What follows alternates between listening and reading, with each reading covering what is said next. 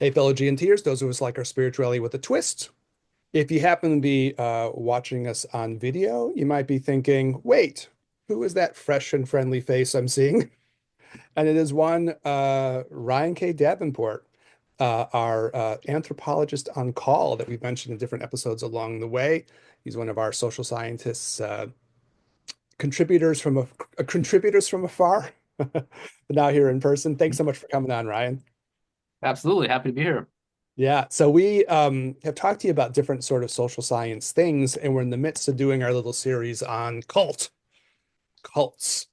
And as we were talking about this, we really, we kind of realized in our conversations, you and I were chatting about this, that we're so close to your wheelhouse that you were like, hey, it makes sense for you to come on and contribute. So it should be good.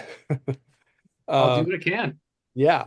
We've gotten to the point where, well, our idea is what? Just if you haven't caught the rest of these episodes, we're in a part of a series.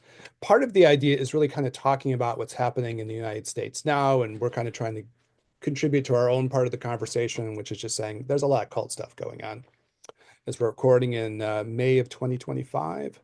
But also, it's sort of an exploration of maybe like cult psychology as a human vulnerability overall. Yeah, cult psychology, social psychology, mass thinking, and the influences that the zeitgeist, cultural influence have on people in general and their own little pockets. Yeah, so we've done social psychology on like conformity. Hmm. Part of that was talking about like social roles, and we looked at the Zimbardo experiment, and we've gotten to like an exciting part of these episodes because we're going to talk about resistance to conformity and dissent. So definitely part of our G&T theme, and so we're in that spot. And speaking of dissent and resistance, I'm going to say the usual thing that people always say: if you want to help us to resist and dissent against the evils of the algorithm, that cult, you can do all the things that everybody asks you to do, which would be the liking and the subscribing and everything that everyone says, with everyone acknowledging that it just helps you do better with the algorithm. So thanks so much for that. That can be your way of expressing maybe your resistance and dissent. Give us like a little thumbs up or something. Otherwise, we'll get into conversation about resistance to conformity from like sort of a social psych point of view. You have anything you want to contribute to this first, though, Ryan? Any initial thoughts, or should we jump on in? I think you just jump on in and I'll add where I can. All right, sounds great. So, we're going through this in different parts, and Ryan may really be a guest for multiples of these because it's a lot of social science stuff. But on the social psychology part, the first part is just looking at like it's not so much, it's kind of interesting. It's not so much about like what makes someone resist, but what happens in a group once someone starts to resist.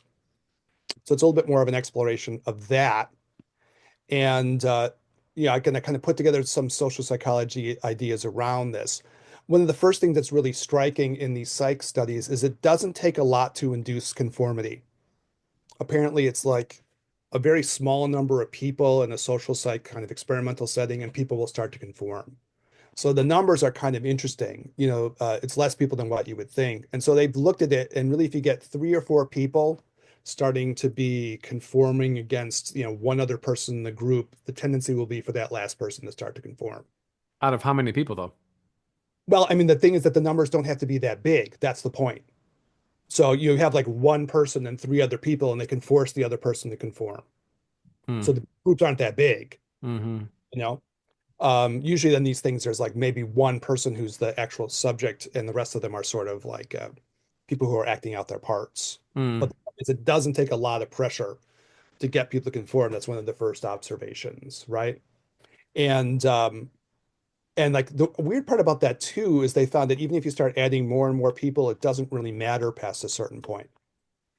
So, and it says something about, I guess, like social pressure, and it doesn't take a lot to get people to start already starting to adjust their behavior. So that's one of the first things that they kind of do with this. You got Hmm. any thoughts on that, either one of you?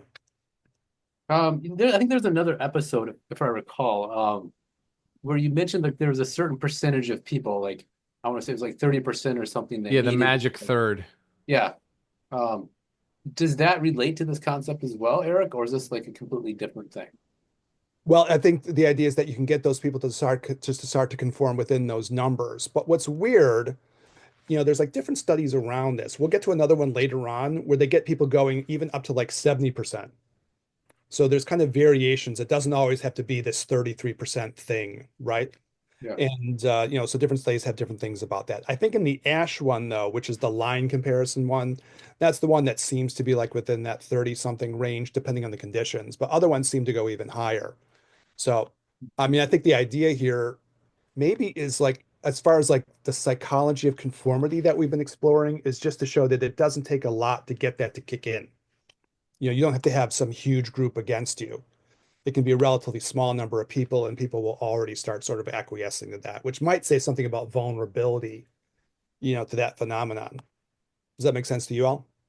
Yeah, it makes sense, but I would, I think the other component here, and I don't want to like kind of jump to like another episode you're thinking about, but I imagine a lot is in reference to personality, like dominant personalities, passive personalities and so forth, right? Oh, don't Well, I get think Eric started on this. I knew it was dangerous, right? So no, the thing about it, and this is just like I'm trying to be true to this research as much as I yeah, can for these things because yeah, you can kind of riff on them in different ways. So I'm trying to be like, okay, let me present what they say, and then Right. at least okay, from that point of view. And what they're trying to show in this is that it's independent of like personality type on some level. I mean, that's the whole thing in the Zimbardo one, the Stanford prison one, which is the last one we just did. yeah, Which is like their point is that it's not so much about the personalities of the individuals. It's more like, like you'll like this phrase from Durkheim, the famous sociologist, but it's more about the social facts than it okay, is about like individual personality differences so much. So, I mean, I'm sure there's personality differences in this for sure, and I'm sure if Hmm. all three of us, they showed us some fucked up lines we would all resist. All three of us here. None of us would crack. But I hopefully, think I'm saying it's sort of like it's weird in the sense that like it has the argument in this thing is that it has less to do with individual personality types and more to do with like just the social setting. That's the dominant thing, or at least that's what they're looking at. So what struck me about this on like, I was trying to have some personal reactions to this, and I realized like, I think since I was young, I sort of picked up on this. I don't know how it was for you all, but I've always sort of like not liked bigger groups of people on some level because like you could just see like the fake versions of people come out. And I think even when I was like, in my teens and, when you started like looking at how people behave, maybe even younger, I was like more like one-on-one interactions because I would feel like I would get more of an authentic version of that person. And then all of a sudden you're in a group setting, you're like, well, what's this fake ass shit going on here, right? Mm. So, I had like sort of an intuitive sense of that. So, anyways, I thought I would throw that out there because that I did personally feel that on some level. Is that something you all thought about when you were younger too? yeah, yeah, absolutely. I think when I was an undergrad, and I was just watching, and like I had friends who it was really kind of curious, because like I had friends who were in like fraternities, like and at one-on-one, super cool, right? And then like you watch them and they get, this I'm not trying to trash fraternities, but we could spend some time on that, all right? And because there is a lot to trash. Um, but yeah, then you get them in the fraternity with the fraternity brothers. It's like, whoa, what the hell happened to this person? Yeah. Like they completely changed and became like all these other like, you know, I don't know, fraternity bros or something. It was really interesting phenomenon. I'm like, holy shit. It was kind of actually freaked me out a little bit. Yeah, I think that's kind of what they're picking up on in this. Yeah. And it doesn't take a lot of people to do that. All of a sudden you get that person just in another Yeah. group and it'll just elicit a completely different aspect of like Mm. who they are or something. Or they'll just go Yeah. to whatever the group thinking is of that group. I sometimes have had some weird like I mean funny conversations where I was like, well, I don't really want to hang out with you and your family. I'll hang out with you, Yeah. but I don't want to hang out with you and your spouse because you're just a different person, or you and your family, or you like you're just not the same person. And I don't it's bad to say it, but you could almost be like, well, I don't really like that person. She's Like like, what but Eric, it's Christmas and you're my boyfriend. fuck that. I'm not hanging out with you and your family. I'm No. not hanging out with you and your spouse, and I'm not hanging out with you and your family. Well, you have more the community thing than me, Daniel. But I would be like, no, you all have your Christmas without me, and I'll catch up with you later. Yeah. Yeah, it's interesting because I definitely understand. I mean, I was never part of a fraternity. I guess I lived a little bit differently. I was never part of a fraternity or anything. I worked through school and paid for that as I went. Like I didn't have any help or anything like this, just my military and whatever. Um, and so I never had that college experience. And I work with people whose kids go to college and they have that experience, their kids have that experience, and I'm like, whatever, that shit's not real. You know what I mean? Like it's not a real thing. It's a collection of like artificially gathered people who are supposed to be there for a merit-based process, and they're drinking and hanging out and partying and whatever, and like this is higher education. Okay. All right. That sounds wonderful. So I never got that part. But I do think that there is something to be said about like pressure to conform, pressure to fit in. It is not implicit, but it totally is there. When we go, you know what I mean? Right? You know what I'm saying? Like you're looking to like vibrate on the same level as whoever it is that you're speaking with. And I mean, even I do it even now. Some find myself sometimes laughing at something. I'm like, oh yeah. And I'm like, wait, that in my head, I'm like, that actually wasn't that funny. Why am I laughing right now? I guess I'm just trying to make this person feel good. You know what I'm saying? And then I think you extrapolate that on a larger level, and I don't know. I think you can be coerced without even being conscious about it. Yeah, it makes me think of sort of the notion of like maybe I wonder if there's like an inherent desire for like social harmony, right? Mm-hmm. And to avoid conflict. If we go back, and Eric's gonna hate this, we go back to our early ancestors, and we think about sort of, kind of what people were facing, right? You know, Mm-hmm. and threats and so forth. It's like you really don't want to get in a violent situation. You don't want things to escalate. Um, and so it may be something, I'm actually looking at this after we talk, but it'd be interesting to look at the research on this. Sort of, is there a tendency so you don't want violence in your group. Like that's not going to be beneficial to anyone. So maybe just something inherent in most people or many people to like want a certain degree of social harmony to avoid conflict. I don't know. It's an interesting thought. I suppose like on a psycho-spiritual level, there's that, and it's something we all kick around in different conversations that we've had, but that like authenticity question. Yeah. How much does it take to push people off of authenticity? And like the numbers don't have to be that big. You Yeah. get three or four people, and it might push people into some kind of weirdly artificial version of who they are. So yeah. Well, let's loop this one more layer back. Let's go to Psalms, Okay. as they Yeah. say it, as the kids say, Psalms. So Old Testament Psalms 23:7, and I know because this is the only proverbs or whatever that I have tattooed on me, but it is there. So it says, "As a man thinketh in his heart, so is he. He may laugh and eat food, but he is not with thee." So it's a representation. It's a euphemism to say that like the internal portions of somebody may not be expressed externally, and to that be cautious of that. And there's one from what is it? Is it Chuangza or who is it that says be cautious, be leery of a man whose belly does not jiggle when he laughs.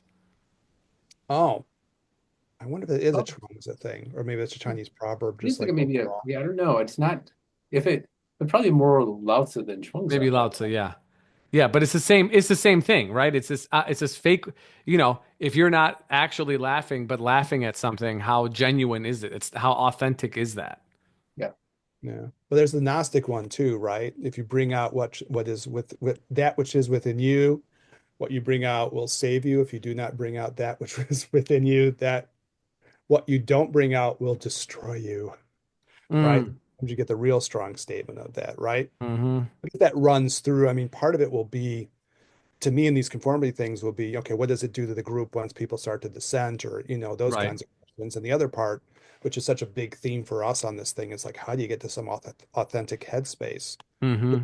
At least in part, you're going to have to learn how to resist these things and maybe recognize like it doesn't take a lot to push you off your game potentially, right? It's not a Right. lot of, yeah. you And I think we you can make a fair assessment that society doesn't really, at best, it doesn't care about you being authentic, and at worst, it does not want you to be authentic. It know, actively really discourages it, right? It wants you to conform, right? Yeah. Kind of a weird way of looking at it because you're almost looking at a society as its own individual entity, which I don't really want to do. But yeah, for it's sort of like no, it's if you want to have some sort of authenticity to go within the self, explore the self, understand the self, right? At some level, you need to reject society, right? Hmm. Um, Pretty hard to find any sort of authentic self without doing that, right? It's about like 95% of every conversation Ryan and I have ever had in our entire lives. But very true. It's true. I just I Yeah. don't see any other way you can do it, right? I mean, Yeah. I'm open to being wrong, but Yeah. I mean, I'd love to be wrong, but I don't know. I just don't see it. Yeah. So I guess maybe the moral for me on this part is like it doesn't take a lot, and maybe it's something that to develop the awareness of if we're trying to get to like this, like how we learned about ourselves, we can kind of reflect afterwards and like, oh, did some weird version of me come out? Oh shit, that thing happened. But yeah. Okay, so the next one was a little bit on norms that popped up here, and we had done a whole thing, in the Zimbardo experiment on like social roles and norms. But the one that I found was this little thing about like littering, and it just tries to bring up a couple of things here too. So, uh, if you set up a situation where littering is sort of the norm and they're just doing these artificial setups, you go into an environment and you watch people go through and see how they behave. If littering is the norm, people will do it. So that's one of the things that comes up with it. But especially it'll happen if there's someone else there who like draws attention to that social norm. So if people see a bunch of litter, they're more statistically likely just to go, okay, fuck it, and they'll throw their thing on the ground. But especially if they see another human actually like doing the thing and it establishes sort of the social norm, drawing attention to it, well, then that will like even more so reinforce the conformity and the, social kind of that aspect of role behavior. So, anyways, it just says something about, again, sort of like, I suppose, a level of human vulnerability to this, right? All it takes is someone to demonstrate to you what the conduct is. And all of a sudden people go, oh, that's the conduct. Okay, then. And you just do this thing, right? And it might even for people who might not even be entirely in favor of that conduct outside of that or something. Does that resonate with you from the anthropological perspective too, Ryan?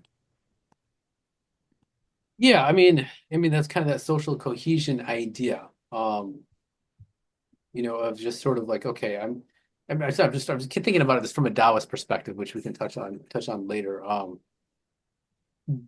But I think,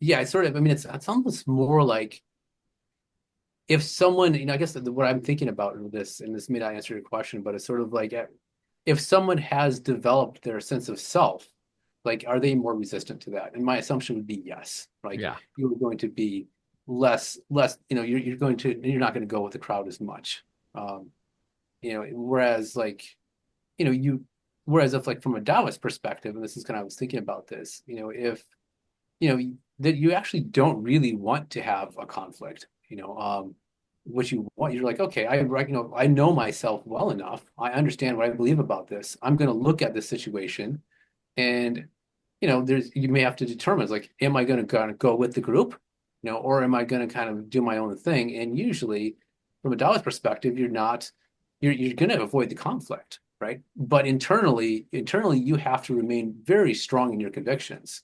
You just don't necessarily want to show it. It's like this notion of like, I guess we call camouflage from one perspective. It's like, yeah, I know what I believe and I know what I agree with, but in this situation, I need to be kind of careful here, right?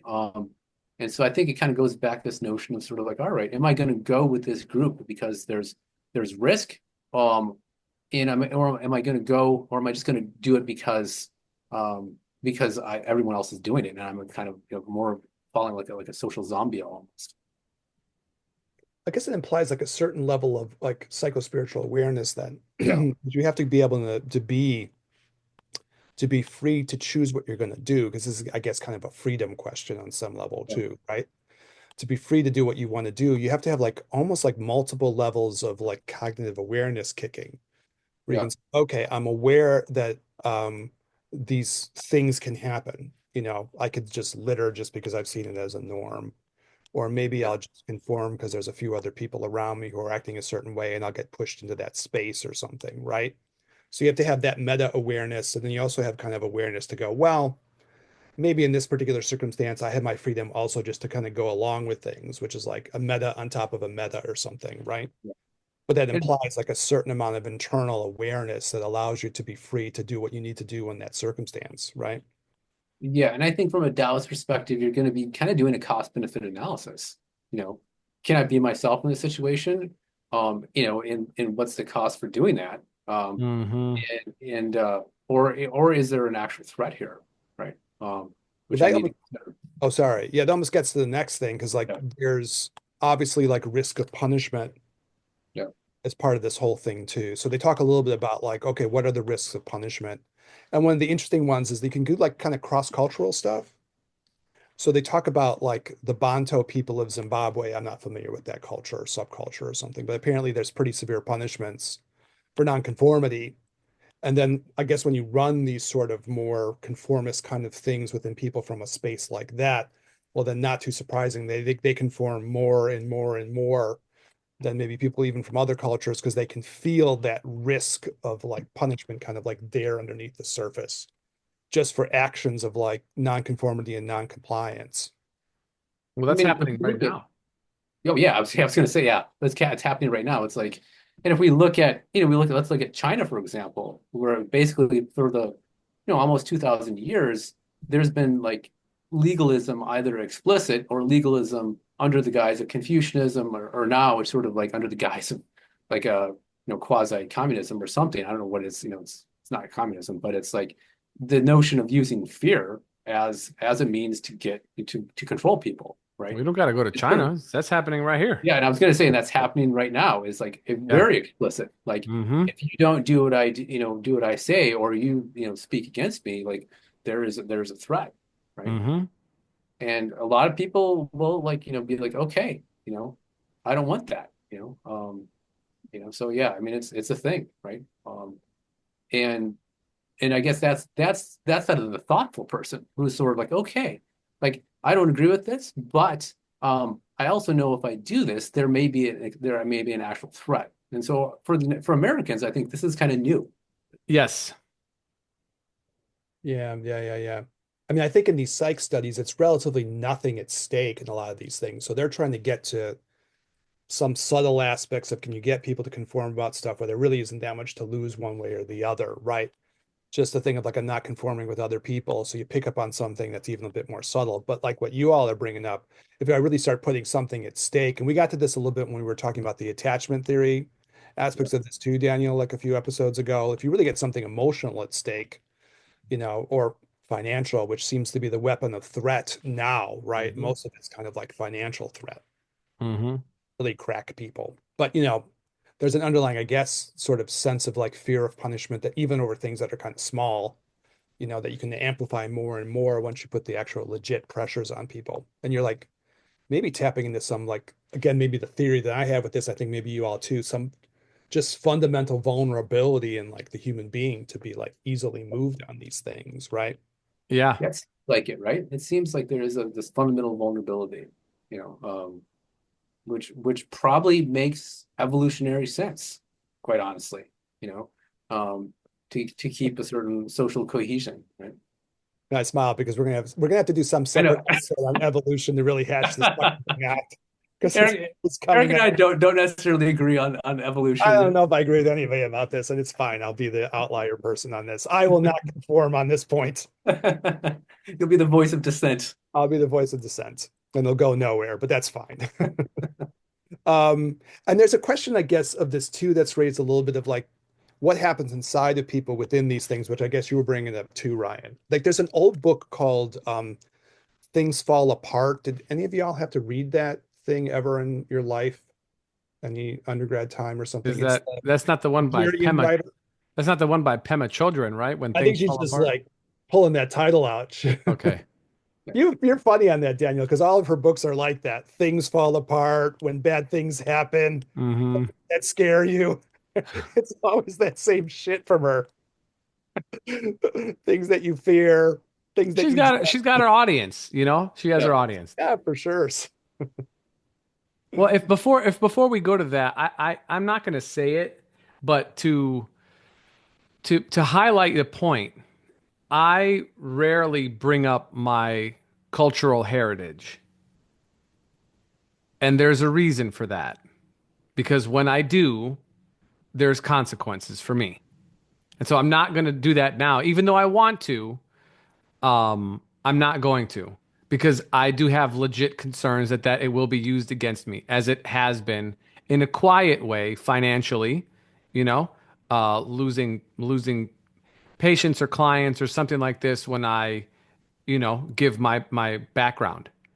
Mm. And to me, it's such it's like it's such bullshit, so for whoever's listening, don't ask. I'm not going to say, you know I'm from California. That's how different I am, you know what I'm saying? Like that's the level of my difference. All But these patients in the Midwest just being from California, Daniel. That's all it took. they're like, really, the Bay Area? I said, Only hey, eating motherfucker. We don't want him to stick that's any right. needles in us. Yeah. So but it's real, man. I'm telling you, it's real.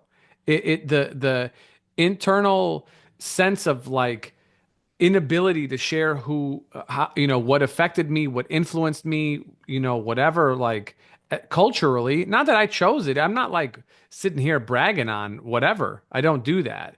I'm just saying, in the course of conversation, sometimes you say, "Oh, wow, you are, oh, I like German food. My father's side was half German." That's like there's some sense of connection in this way, rapport building. But I'll tell you, I have to keep it. It's very strange for me to have to keep it in my mind to not share things that are true.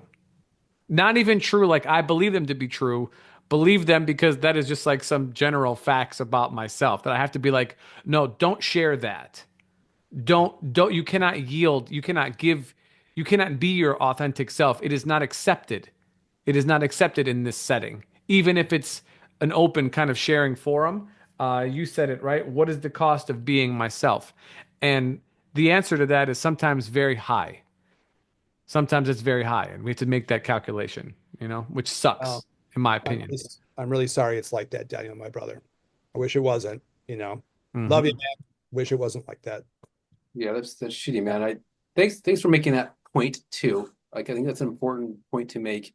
And there's a lot of cultures that are pretty oppressive for the individual, and legitimate threats too. Where it's like, hey, um, if you don't do this, like, we're gonna affect you financially, or even with your social support system. Hmm. That it's a real thing, and it's not just you that will be affected. It's other people who you care about, right? Hmm. And that is a means of control, right? Yep. To keep a certain level of cohesion and to kind of keep the culture together. And I think I certainly know a lot of people who've gone through that and growing up with it, and um, it tends to cause a little bit of anger, or as we say in Chinese medicine, a little stagnation, right? Yes, yes. Yeah. There's one more um, that I can mention here. So if we remember, Will Smith went up and slapped Chris Rock a couple Oh yeah. years ago on the Oscars, right? Live public television. One man slaps another man because he made a joke. They banned him from the Oscars. Eric, get this, 10 years. Oh, Will Smith is Wait, banned for 10 years. yeah, 10 years, 10-year ban. Wow. Naughty boy. You cannot win for 10 years. You can't even come back here for 10 years. So we could say for physical assault, 10 years. Stiff punishment. I would think we would agree. That's a stiff one. Well, Richard Gere in like 94 or 93, whenever it was, Know what you're talking about. Yeah. he Mhm. said that he asked for leniency from the Chinese government to the Tibet people of Tibet. Now, just keep in mind, Eric, 10 years for hitting another human being live on television. Richard Gere got a little spanking for that, his outburst also, which did call for no violence, by the way. How many years do you think he got for his indiscretions, Eric or Ryan? I imagine he was just banned That permanently. was just a lifetime ban. Yeah. 20 years. 20 years. Okay. He was banned for 20 years Yeah. for asking for compassion. So, if that, I mean, that's control. if there ever was one. So he calculated the cost of his, sense of compassion, his sense of justice in the world, and using the platform that he had at that moment. Um, and they banned him, which is just a crazy, for words in this country. It's not even like he's somewhere else. He's here. Hollywood is here. You know what I'm Yeah. saying? It's just it. Yeah, I don't know. Oh, It's Hollywood banned him? the yeah, Oscars. The the Oscars Oscars banned banned him. Oh, him. oh, really? Yeah. Yeah, yeah, Richard Gere for that. Yes. because Oh, of that's crazy. I didn't know that. I thought it was like the China banned him for like no, ever. it's because of the is it the Chinese yen? Is that what it is? I Is don't that know. the It's weird. currency? It's about the money. No, Mm-hmm. it's always about the money, right? Mm-hmm.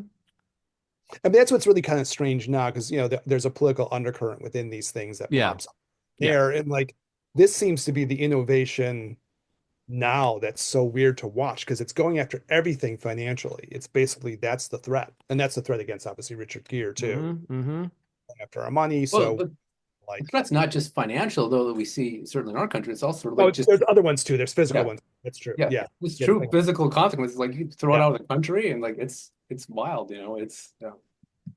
but a lot of it's financial. That's true. You're right. It's an overlook on my part because a lot of it's like we're just going to pick you off the street from some weirdo ice agent thing. Talking about that like last episode, even right? Mm-hmm. Mm-hmm. Yeah, there's that. But I think the thing that seems so striking is like all the financial threat, though. That's even different than a lot. We lived through like Guantanamo and stuff, right? We're just going to pick people up and stick them someplace on an island somewhere, right? But this is kind of odd in terms of its use of finances. It's even a little bit different too, in the sweepingness of it, I suppose. Yeah. Yeah, yeah. Well, But well, that's Eric, how important is dissent in general? well, it's amazing that you asked, Daniel. It's so funny that you ask because it's the exact next thing on these notes. Okay, so the next thing that comes up is like, what's like, they don't again look at reasons why people dissent with this particular discussion, but it gets to like, what is the impact of people dissenting, which is kind of like fascinating for us, and what can consider it as like maybe at the end of all of this, what's the role of spirituality and dissent? Like, how entwined are those two things? And I'm curious to hear what you two think. But in terms of the little literature part of this, um, any dissent can like be a factor in breaking sort of spells of conformity. And what they kind of show is if it doesn't take a lot of people to induce conformity, it doesn't necessarily take a lot of people to induce dissent either.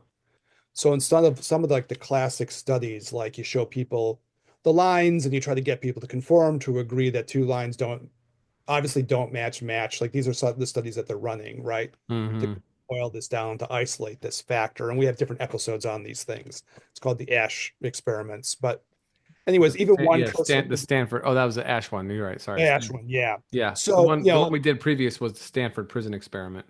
yeah, that one is curious because I don't know if anyone, you'd never be able to run that again. So how do you figure out if you can even break that would be interesting, right? Right. Right. Can't even do it. But, in those kinds of things, the research apparently shows that even if you have like one person dissenting, that could already like create a crack within a Yeah. group of like dissenting people, or if it's only one subject in the group, what you all are asking about numbers earlier, well, that person can start to refuse to dissent. So you have a bunch of Mm-hmm. people who are all collaborating. Mm-hmm. One person said, a number of them are going to say the wrong answer, the obvious wrong answer, whatever it is, right? And you get one other person that will resist before the true subject of the experiment, and then that person will start to resist too, and it doesn't take a lot. And the weird part about it is it doesn't even have to be right. The person may still be wrong, Mm. but not even agreeing with the rest of the group, but just the fact of someone dissenting creates an opening. So it kind of shows like just dissent period of any type can start to snap this thing open, which I find kind of interesting. And I think even important for like a podcast, little thing like ours, or who's ever out there trying to make a little bit of noise, all it takes is some dissent. The next thing you know, that opens up the possibility, which I guess from like a social psychology point of view, that's, I guess, kind of nice, right? It doesn't take a lot, and you don't even have to really agree with the person, because like they could have it rigged up so that person's also giving a wrong answer, but it opens up the possibility like, okay, fuck it, I'll give the right answer now, you know? Mm-hmm. So that's kind of interesting, and it raises maybe something that we all would care about. Like you do a little bit of dissent in your life, and maybe that starts to crack open some of the rigidities around this. I don't know. What do y'all think about that? Does that feel optimistic to you too? Or Um, not? yeah, I mean, you think about, I mean, maybe like when I think about, I'm not going to project my own thoughts onto you, but when I think about like my own like spiritual path, like just you have to reject certain, you have to dissent against certain norms, right? And I think Eric and I, you have talked about like we were growing up, and we're just like look at sort of, hey, this is what mainstream culture says you're supposed to do, and Daniel imagines the same, and a part of you just sort of like no, and then just at the individual, the internal level, that creates a crack, right? That creates a crack for maybe you to begin to like explore. It's like, no, oh, there's something interesting in here, right? And so if we project that onto larger society, yeah, I mean, you see a dissent, you see another view, another perspective. It's like, oh, maybe I need to explore this, and then someone else does, and then you get movements, and then we would call this, in anthropology, we call this like, contestations of culture. You have different ideas opposing each other, and usually one's gonna win out, right? It's kind of how things grow, both internally and externally. I think it's nice to think that like it doesn't take too much to start like even shaking that a little bit, based on this Yeah, kind of way of thinking, right? You sure. know, so that's kind of cool. Okay, then they get to like styles of doing this. And on the style question, they say, well, what seems to be most persuasive? And I've wondered about this too. So on the one hand, you wanted to be forceful and persistent and like unwavering. So the more the person who's being the centaur, stays with their like, no, I'm not going along with this. I'm not going along with this. They're forceful, persistent, and they just don't vary. That seems to have an impact on people, right? And that can break up some of this dynamic of people just sort of complying or conforming, right? But the other part of it, it's supposed to be kind of balanced by sort of the idea of being flexible and like open-minded. So you need a combination of things. You need like a consistency of consent of dissent. Okay, I'm going to consistently do this. I'm going to consistently do this, and I'm not going to change, right? Uh, uh, Not in the stubborn way, but just in a way that is like, no, I'm going to. If I think something is wrong, I'm going to be persistent in that. But on the other hand, you don't want to look hard-headed or something, right? That kind of like breaks the impact of that, right? In terms of the social psychology idea, you have to appear to be open-minded, a flexible person, and not being dogmatic necessarily. And that seems to have like the biggest impact on this. Yeah, so we have been, these two words have been coming up pretty much in every episode, cognitive dissonance, right? And I think when I was going to say something earlier, but I'm glad I held it. So you're doing two things. Number one, you are looking at the purview of the greater that you are in, whether it's a small group of people or society as a whole, and asking, is this true for you? Right? And this is just by yourself. So you have to do that first on your own. You have to, go through your critical thinking process and just say, does this fit with me? Is this rational? Does this feel right? All the sorts of things that happens. And then be able to, again, like this, ask this question, which I find very interesting, ask, what's the cost of being myself with this belief in the greater simultaneously? And then you have to see what the cost is for that. And then do you do like what Ryan was saying and like, conform but have your own beliefs where, in order to, cost benefit analysis based on the situation? Or can you be your authentic self in the face of the costs? Right? If there is no cost, and how loud, how boisterous are you willing to express yourself? And then the other part that I am thinking about is that like I am aware that, we get some feedback from some people sometimes. And so, not everybody agrees with what we're saying. But that's the point. The point is that not everybody is going to agree with how you think. So, how Eric thinks, how Ryan thinks, how Daniel thinks, or how you, the listener, right now is hearing this and thinking. The goal of this is not necessarily to get someone to change their mind. The goal of this is to get you, the listener, to pay attention to where you are in relation to the sea of thoughts that is surrounding you and ask, is this mine or not mine? Does this fit with me, my moral compass, what I believe to be important or not? And then to say, can I express my distaste or displeasure or disdain for disideas? You know what I'm saying? Like, is that a possible thing? And understanding that not everybody is going to agree with you. And so I wanted to say that because I realized that we hold Eric, you and me for sure, and of course with Ryan as well, we hold very deeply compassionate views for humanity as a whole. We are, we're in the wellness field. We're, Chinese medical doctors. We practice acupuncture, herbs. We teach like healing techniques to many students over years and years and years, and our patients and our friends and our family, and to the people listening to this right now. This is a kind of a psychological healing in a sense, So this is who we are. I am also aware that there are many people who believe in the stupid shit that they actually say, even though it is antithetical to my own personal, deeply held beliefs that are just for the betterment of humanity. And I have to understand that that is going to always sit improperly with me. So I'm not going to change anybody's mind about what they believe. I may disagree with the culture in general on many things, but at the end of the day, all I can do is maintain who it is that I believe that I have cultivated up to this point and continue to try to be that, accepting the risks and rewards when I have the opportunity to express that to the outside world. Yeah, Daniel, I think you bring up a really interesting point, which I've been thinking a lot about, which is this notion of, um, and I almost think about it in sort of like, I think about the hero, like the archetype of the hero. Now, I realize it doesn't seem like it's connected, but it's going to connect, right? And, the hero sacrifices himself for the greater good, right? Um, and then you think about the archetype of the jester or the joker, right? And the joker is like, well, no, I'm not going to sacrifice myself. I'm going to survive. I'm going to find a way to survive this. But they don't actually lose themselves in that process, Mm, uh, from the way I read it. And so this is kind of an interesting approach to conflict. Is like, um, and again, sort of thinking from the Taoist perspective, the Taoist would say, look, yeah, you may not agree with this, but you actually have to consider the ramifications for your actions. Like, hmm how is it, a Taoist is not going to die. The Taoists are not heroes, right?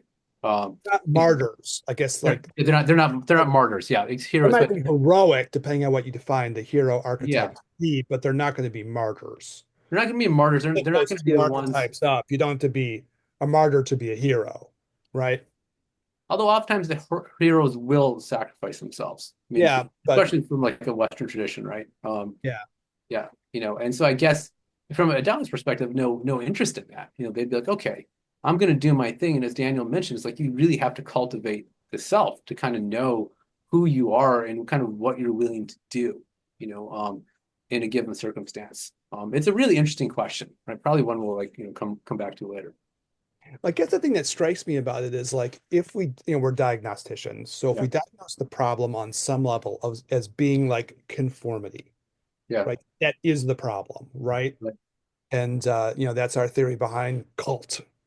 So if yeah, you diagnose like that is the thing, then hmm it strikes me about each in your own way saying, but kind of echoing back to what you were saying, Daniel, specifically, like it's not so much even that you agree with the what the other person says. The research doesn't say that. You might disagree with them. They might hmm actually be wrong from your perspective. yeah, But just the fact that somebody disagrees has a power to it, right? And that strikes me as something interesting, right? hmm So then the thing becomes, can we break the spell of conformity or break the spell of cult just by having dissent, right? Now, of course, what Ryan's bringing up, and I think this is something deep, and Ryan and I have talked about this off mic, you're not going to dissent to the point where you're going to like throw yourself in front of a charging mob if yeah, you're a Taoist and get yourself trampled, because that actually cost benefit analysis won't survive. That's not worth it. right, Right. And yeah, Ryan and I have talked about this before, so I know kind of like what he's alluding to there and other conversations we've had. And it's been really interesting, even about the time now. To what extent do you expose yourself? Even what you were bringing up, Daniel, right? To what extent do I expose myself because I don't think I'm gonna have an impact and the cost of benefit analysis doesn't pay off and this isn't spiritually wise. Hmm. Like just to get myself crushed over something where maybe I'd be better off cultivating myself, and just not putting myself into that position where the other parts of what I'm doing are so important that they're going to be ruined by actions that aren't going to produce much results, right? So no one's going to say that. That isn't wise. Then it doesn't, it's not Taoistly wise or maybe wise in any sense. But the other part would be like, if it is the case that if you just get some dissent, then all of a sudden it starts to crack things up. That strikes me as having a powerful idea too. So, Well, I mean, I think we can just look. I mean, I think those are all valid points. And just thinking about this, I mean, this podcast is a means of dissent, right? yeah. It is a means of dissent against a social norm, like many social norms, right? Um, and it is in some ways direct, but in most ways it's kind of indirect because it's approaching things from more the psycho-spiritual level, right? So it's not like physically forceful, right? And so, like, and we, if we're going to be like more Taoist about this, or even Buddhist to a certain extent, like you're not going to be super direct. You're gonna kind of go around. You're going to go around. You're going to be indirect You're and giving kind of away our shit, Ryan. We're what's trying to that? be sneaky and you're just outing us. We're trying to be all sneaky and you're just outing us. That's No, it. but I want to be a little bit direct with this, to be Yeah, honest. Yeah, yeah. yeah.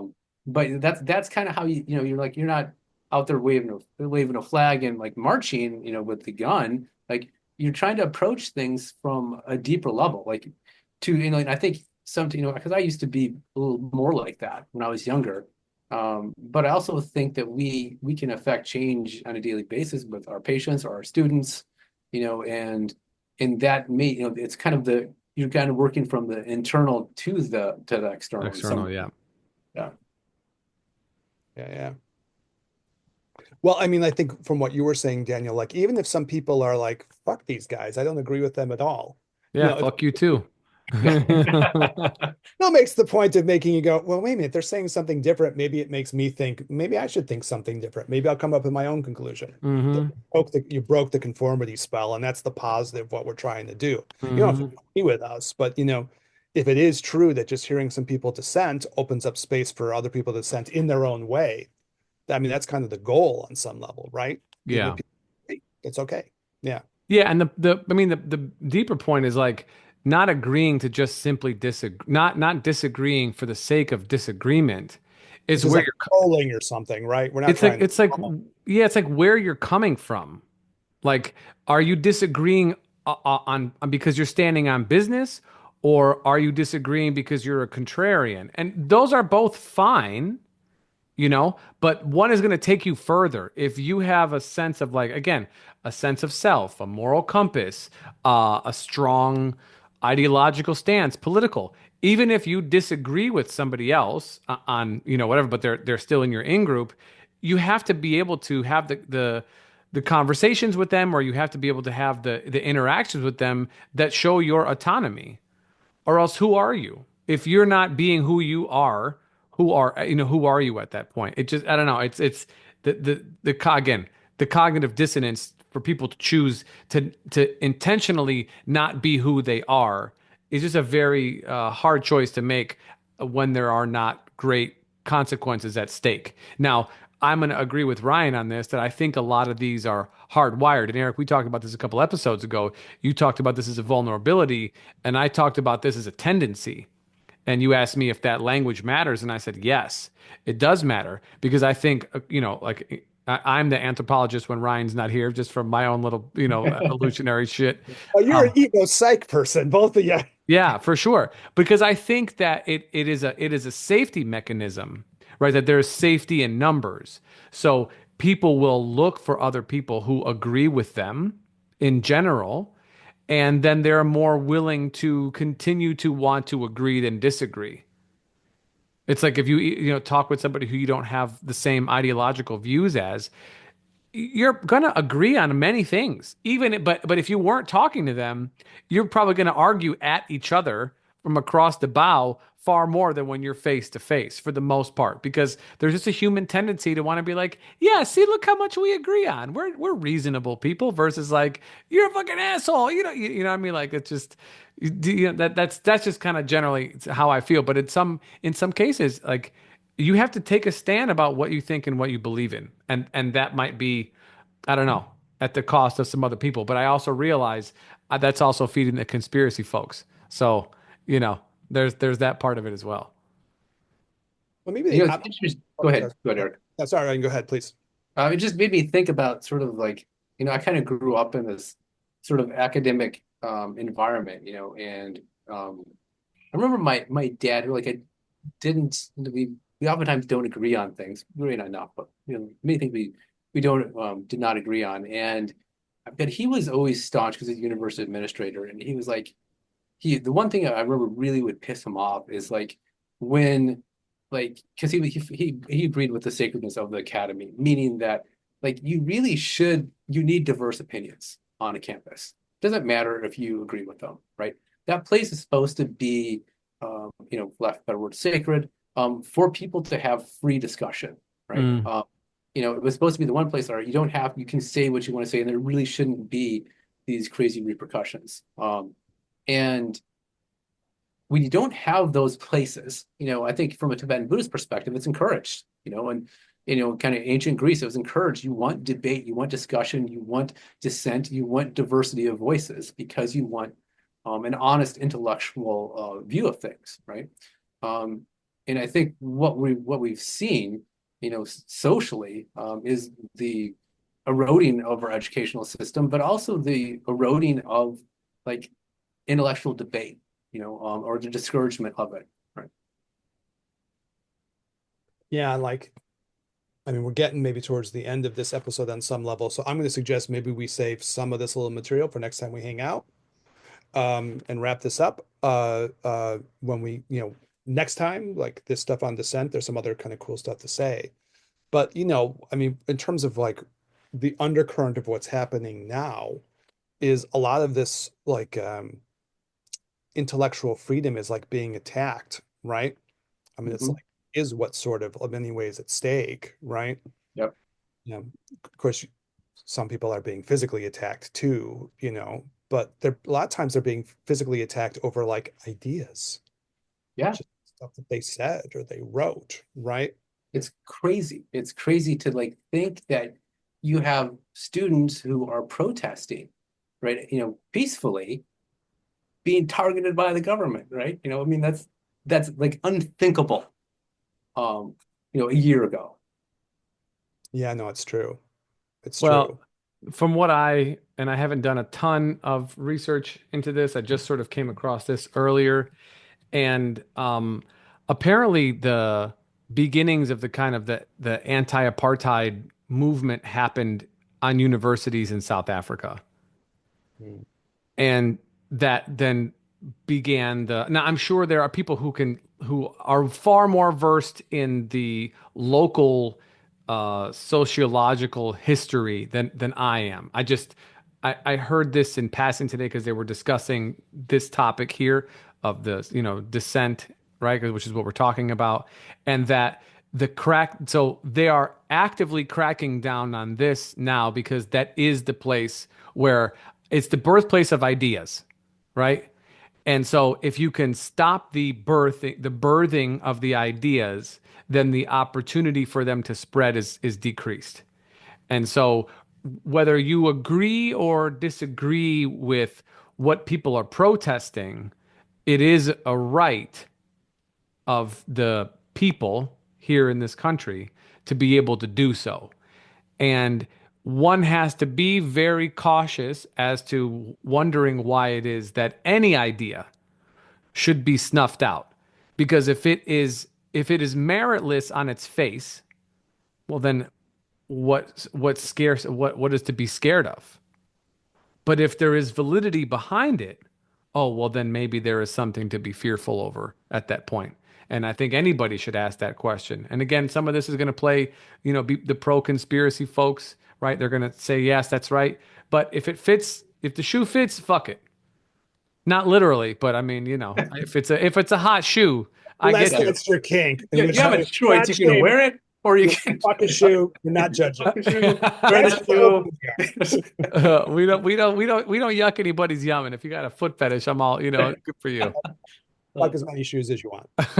That's right. That is our motto. That's we're getting some t-shirts printed. It's gonna Yeah. go on this mug over here with this little icon. Fuck as Yeah. many shoes as you want. Sorry, says I it's love okay. that.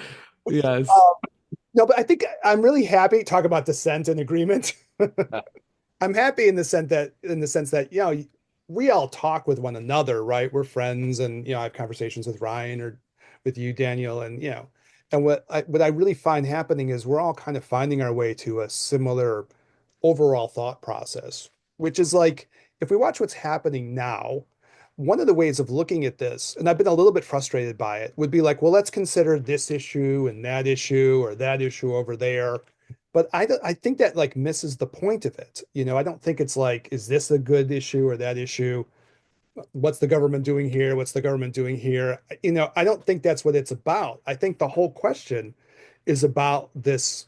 On the one hand, we've been trying to frame it in terms of like a cult thing, right? Mm-hmm. It's part of our diagnosis. But the other part is like a coup thing. There's an overall kind of power grab happening, right? Mm-hmm. And, as far as it goes, we can look at different ways of framing this. Some of this is a certain kind of like religious nationalism or something driving a lot of this. So the different things that are happening that are driving this along. But I mean, I found that to be like, I mean, to get like philosophical, it's almost like an Occam's razor thing. We all know this, but if people listening aren't familiar with this, it's like the most simple explanation, maybe just the right one. You know, Mm-hmm. what you're really having is just like different power grabs and like different parts of the social fabric to just crush people who would do what the theme of this episode is, which is fucking dissent. Mm-hmm. And it's, what you're saying, Daniel, right? Or maybe Ryan, both of you, like it's preemptive, Mm-hmm. right? We're going to preemptively crush dissent in the beginning, right? And we're not going to let it leak out. And it does, I mean, it's nice talking this through with you both because it makes it all click. If it doesn't take that much dissent to make people start to like question, if that's what the social psychology research says, well then we got to stop it beforehand, Mm-hmm. because in a certain sense it's contagious, right? And you don't even have to agree with the people, just the fact that they're dissenting already has a certain power to it. So no, we're going to get you like a priori, before you even have the chance to do it. And Mm. I think it's good just to call that what it is, as opposed to debating, oh, what was the position on this thing or that thing or whatever. No, I think it's okay just to make that more sweeping statement. Mm-hmm. Call a thing what it is. And that's been kind of like the Chinese dynastic and PRC approach, right? Is sort of like very severe punishment, like for any sort of dissent. Like that's and it's been successful, sadly, right? You just crush anyone and make the punishment so severe that they won't do it again, and you go for the root. You target the leaders and so forth, and like that's a thing. Same has been in Russia. Yeah. Hmm. I mean, so it's kind of a playbook, obviously, Yeah. right? Yeah, it's a Mm-hmm. playbook. And this is like maybe, not as severe as like those two places, but it certainly has those hints of it, right? We're going to Yeah. do this thing, right? And Mhm. it certainly is this sense of like, well, we know who our enemies are. So we're going to make sure we target them. And it's been like the simplest way to understand it. I know like we're getting to the end of this, but it's one of Yeah. the things I've been trying to pay attention. And I think for all of us, like our sense of like what we care about politics is here and what we care about spirituality is up somewhere off the screen. Like our interest in spirituality is a lot more than our interest in politics across the board for all three of us. But if the situation gets fucked up enough, you feel like, well, I better pay attention to what's happening. Mm-hmm. And that we do this, try to make at least episodes that are somewhat helpful to help people think about it for themselves, and come to their own conclusions ultimately. Try to be informative on some level. But what I found to be, yeah, again, like, the most helpful is just to go through and say, yeah, let's look at what this overall through is. Mm-hmm. Well, yeah, we're diagnosing. And Yeah, as call it what it is. as practitioners, yes, we can treat symptoms, but sometimes then you end up chasing symptoms. That's a And kind of the thing of like, oh, sorry, I don't mean to interrupt, but that's what it's felt like. Okay, here's this issue over here. Let's talk about right, that. That's a symptom. Here's an right. issue over here. Let's talk about that one. I mean, that's perfect language for it. Thank you for that. I was almost Yeah. trying to. Yeah. This is a symptom, but there's an underlying disease, and let's just Well, call it the disease that's what it is. what we're talking Yeah. about is like not Mhm. chasing the symptoms around because as a good practitioner, regardless of the system that you're working within, you want to find out, okay, what is the root cause? Can we find a root cause? Is there on a Western side, is there an allergy, to some food or some environmental toxin, or is it an autoimmune thing? Like, how does that manifest? And is that why you're having all these weird things happening? Or, in Chinese medicine, we'll say, we're not going to go into that because that's people don't understand that stuff. But anyways, looking for a deeper root cause, one or two causes that then give these symptoms. If you treat that, you can treat the root then. You don't have to treat the branch anymore. And so that is essentially what we're trying to do is find and or highlight and then dissect essentially the deeper root causes as to what is occurring so that not every symptom has to be chased. Not every detail has to be looked at. And I'm not saying don't pay attention to the details. I'm just saying look past it a little bit. If you're being attacked by a swarm of bees, look at why were they attacking you, as opposed to saying I hate bees. Like, yes, you may not like them, but you also threw rocks at their hive. So like now they're coming after You're you. covered in honey or something like that. You're covered in Yep. like pollen. Yeah. Yeah. Yeah. Well, So and if that's the point. and kind of like adding on to that is like if you chase symptoms, you are going to, and Eric's going to recognize this statement. You expend way too much energy, right? Oh, yeah. You tire yourself out, Correct. chasing these symptoms, right? And but you've missed it. By the time you actually realize, oh, I should have been treating the root, you're exhausted. Um, and And maybe so the by analogous thing would be like, why is the government doing this? And why is the government doing that? And why is the government doing this? Well, they're just trying to fucking seize control of stuff. They're just trying to obliterate their opposition, and at a certain point you can analyze like why this or that particular action, but the parsimony of the thing, the Occam's razor just says, okay, we're trying to wipe out everyone who might be our potential opposition, and we're doing it in advance. I just found that part, I'm like, I feel like it's sort of a comfort that there's a certain agreement amongst us because I found that part to be a little bit difficult, you Yeah. know, like let's debate whatever this action meant and let's debate whatever that action meant. And you're like, really, it's just all part of an overall Yeah. sort of strategy. You might as well just call it for what it is. It's a kind of A coup. disease. It's a kind of a disease and a coup. Maybe what we're trying to do, which is a little bit unique, is also trace it back to like some underlying psychological Hmm. thing, that there's an underlying sort of social psychology, cult psychology Oh, I think it's even simpler than problem. that. It's called daddy issues. Big Daddy. Come back to spank everybody that you don't like. Isn't that the Mel Gibson thing? That was yeah, but more Yeah. importantly, just like your own issues of not, I mean, look, we've talked about this before, but and we'll wrap it up. Um, Societal issues are independent issues increased exponentially, right? So, a charismatic leader who has issues with their parents is going to manifest those issues in the realm that they find themselves in. And if you find yourself in a realm that you could influence society, then you are going to influence society with the issues that you obviously fucking have. It Talking is about like the daddy issues amongst the great leader. That's what you're saying. Yeah, but it's not just People have daddy. there's a multitude.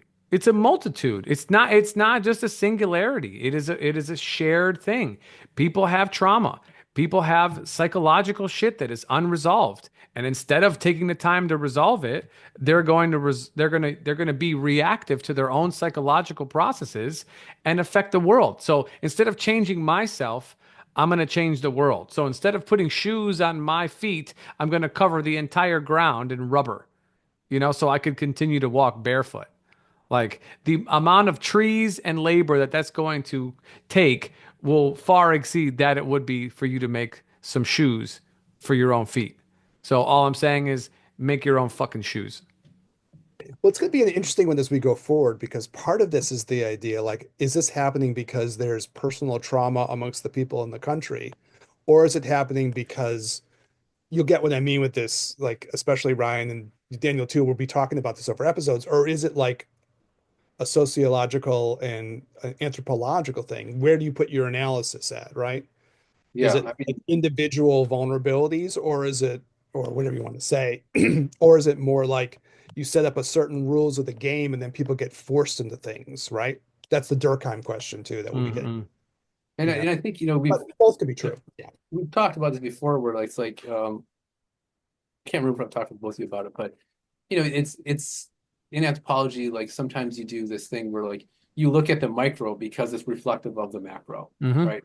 Um, the individual will reflect these different notions in society. And society will reflect these different notions which are embedded in the individual. You can study small things and they represent larger societal norms. Um, I think an interesting question to think about, going forward is sort of what is it about, present societies, right? Not just the United States, that make them so vulnerable. And I think one of those things happens to be like there's really not a strong focus on any sort of meaningful um, actualization, to use your Carl Rogers term, right? That makes people vulnerable, right? Because they haven't explored themselves, and kind of hit upon something else, which I don't know if you guys have talked about this, but we may is like, you know, what is your identity rooted in? You know, is it something that's ephemeral? Is it something that's more solid? Is it something that has a history to it? Um, or is it just why is it that these people can be influenced so easily, right?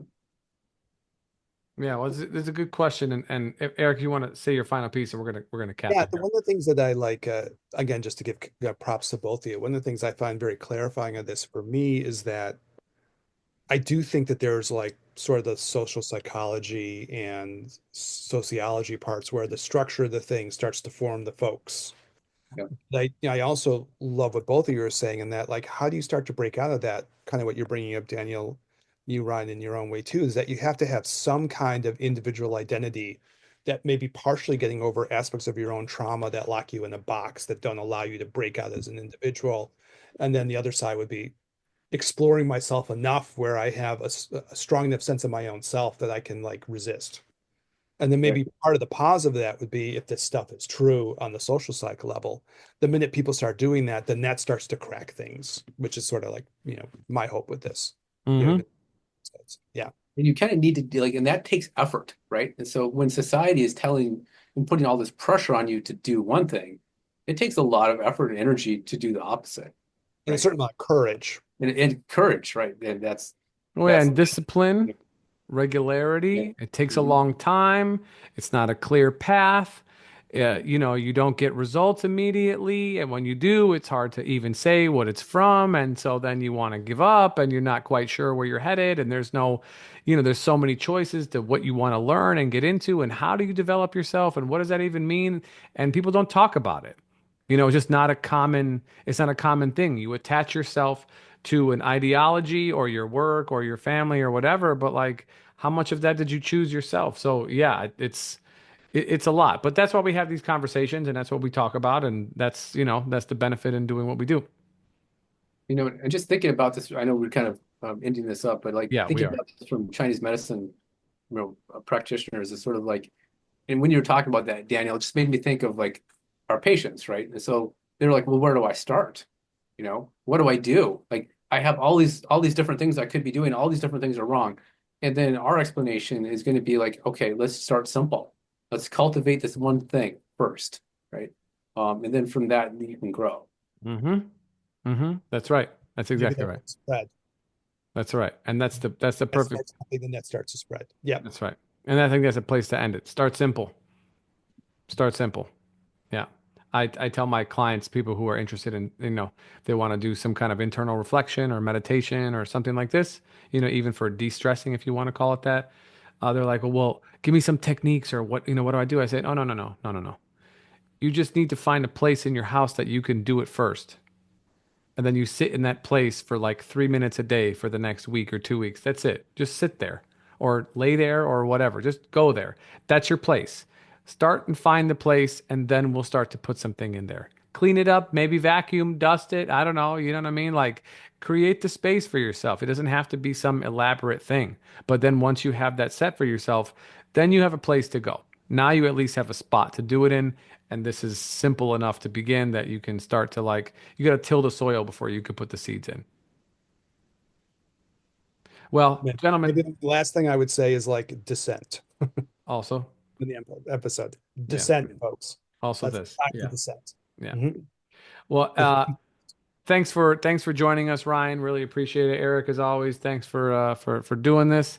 We're like solidly, almost 5 years strong here. We'll be in July. So we're making our way to our I don't know, what the 10-year anniversary is what, like silver, and then 20 is gold. So I don't know what's 5 years, copper, something like this. Copper, let's assume bronze. I don't know.